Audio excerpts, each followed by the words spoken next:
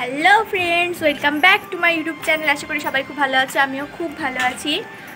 দেখো সকালবেলায় উঠে পড়েছি আর যা যা কাজ ছিল সেগুলো করে নিয়েছি। আর এখন চান টান করে পুজো করব। আর এদিকে দেখো এটা কি করছে। এই কি করছিস তো? পড়াশোনা। পড়াশোনা? তা আবার তুই? বাবা কেন তোর মতন নাকি আমি যে করি না? আমার মতন হতেই পারবি না। তো চলো এখন পুজো টুজো করবো, তার জন্য ফুল টুল তুলে নিয়ে আসতে হবে। তো চলো আমি আমার কাজগুলো করি, তোমরা দেখতে থাকো।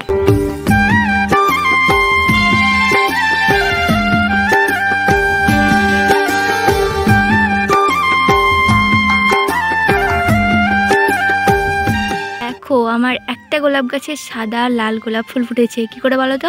কারণ একটা জায়গায় দুটো গাছ লাগা আছে।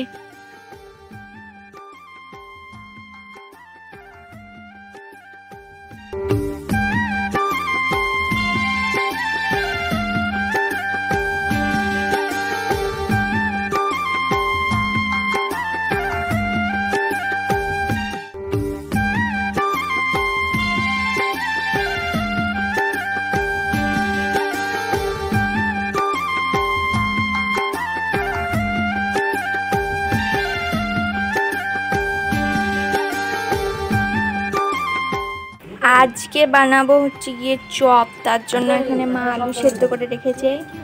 কটা যে চপ হবে তার ঠিক নেই। আমি পেঁয়াজটা কুচি করে রেখেছি। আর চলো সব জোগাড় টোগাড় করা যাক এবার। এখানে আলু তো সেদ্ধ করাই আছে, তো আমি চোকাগুলো আলাদা করে ছাড়িয়ে নিয়েছিলাম, তবে তো চপ বানানো যাবে। তো এখানে চোকা ছাড়াচ্ছিলাম। আর বোন এখানে বলছিল, কী যে বলছিল সেটা তো ঠিক মনে নেই। তো এখানে কিছু একটা বলছিল ও, আর এই জন্য হাসছিলাম। আর আমি দেখো এখানে নাচছি কেন বলো তো, একটা গান চলছিল, তো সেই গানটা তালে তালে এখানে আমার খুবই নাচতে মন করছিল, সেই জন্য আমি নাচছিলাম।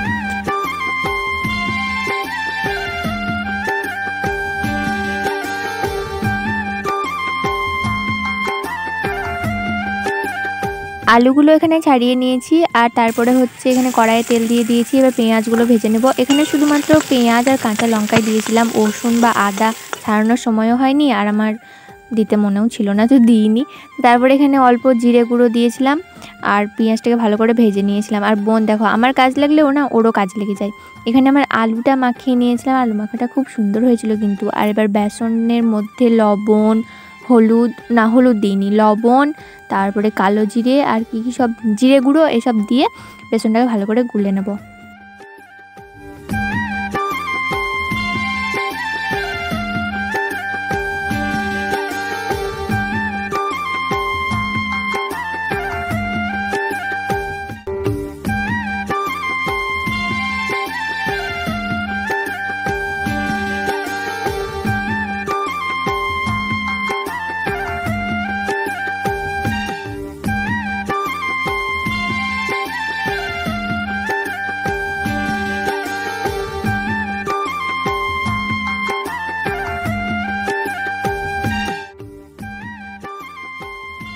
এখানে আমার আলু মাখা হয়ে গেছে, আর বেসনও গোলা হয়ে গেছে। তা আস্তে আস্তে এই চপগুলো ভেজে নেবো। আসলে আমি 2-3টা করেই ভাজতে পারি, তার বেশি পারি না, কারণ বেশি হয় না আমার দ্বারা, একের উপর লেগে যায় সেই জন্য। আর এখানে দেখো আমার চপগুলো ভাজা হয়ে গেছে, আর মাত্র 2টো আছে। এখানে 4টা হয়েছে আর 2টো আছে। করতে করতে বনু খেয়েছে, আমি খেয়েছি, ও খাবে তো আমি খাবো না, বারে আমি করছি যেহেতু। পড়ার শেষে এত গরম লেগেছে কি একটুখানি জল খেয়ে নি। আর বোনকে এখানে বলছিলাম যে তুই মুড়ি খাবো বলছিলিস তো, খেয়ে নে, হয়ে গেছে। তো বললো ঠিক আছে আমি খাবো। তো আমি বললাম কি আমি আজ আর মুড়ি খাবো না, আমি এমনিই খেয়ে নেবো। এবার খাওয়ার পালা, কিন্তু অতগুলো করে লাস্টে 2টো, এই জন্য কিছু করতে হয় না, শুধু খেতে হয়। অন্য কেউ করলে কি হয় যে একটা করতে করতে খেয়েছি, তারপরে একটা খেয়েছি, আর নিজে করলে সেই শেষবেলায় 2টো ছুটি। আচ্ছা ঠিক আছে, চলো খাই।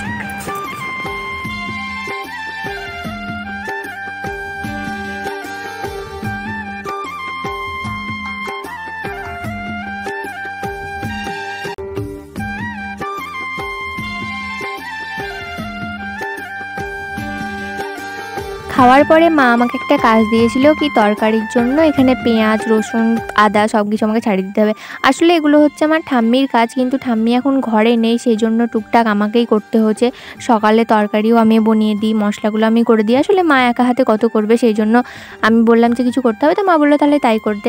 তো সেটাই করছিলাম। আর তারপরে দেখো এখানে মা তিল রোদে দিয়েছিল। আর আমাদের ঘরে বিশ্বাস করবে না, এত পিঁপড়ে এখন জানি না কোথা থেকে আসছে। পিঁপড়ের জ্বালায় না কোনো কিছু রাখা যায় না গো। তো সেই জন্য মা বললো কি এগুলোকে কোটোয় ভরে দে, এগুলো শুকিয়ে গেছে। তো আমি সেটাই করছিলাম। তারপরে বসে গিয়েছিলাম খেতে। আর বনু দেখো ও আগেই বসে পড়েছিল দাদুর সঙ্গে খেতে, আর আমি মায়ের সঙ্গে বসেছিলাম। আর আজকে তরকারি তো আমার সবগুলো ভালো লেগেছিলো। এখানে পটল ভাজা, ডুমুর ভাজা, আলু পটলের তরকারি, মাছের ঝোল, মানে দারুণ দারুণ দারুণ লেগেছিলো। তো সেই দিয়ে মনের আনন্দে মা আর আমি খাবার খেয়ে নিলাম।